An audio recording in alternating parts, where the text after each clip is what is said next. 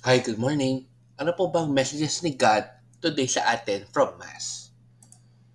Okay, number one, everything will find its fulfillment through Christ's resurrection. Ayan. So talagang pinatunayan ni Jesus or ni God na talagang siya ang one true God through His resurrection. And kapag namatay nga tayo in the end, makikita natin na lahat po ng mga pinagkagawa natin kabutihan, lahat po ng pagsunod natin sa Diyos ay may gantimpala rin tayo sa heaven.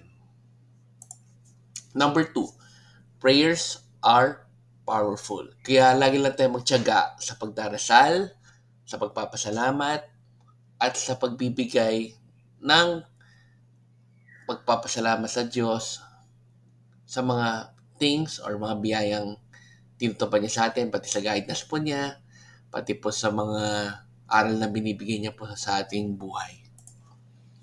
Number three, listen to Jesus.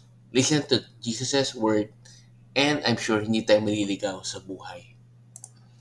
Number four, strengthen our faith through praying. Ayan. So, lahat tayo na talagang nababawasan yung faith kay God or kay Jesus, lagi lang po tayo magdasal na bigyan tayo ng grace to strengthen our faith in Him.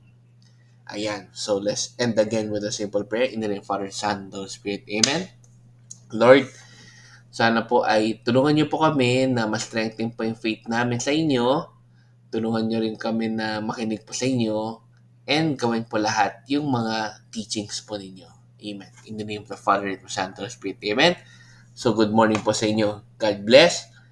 Have a great day. And let's end again with a simple Thanksgiving prayer. Daily thank you prayer.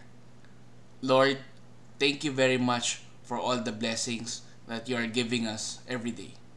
Thank you for our food, safety, security, guidance, and all your blessings.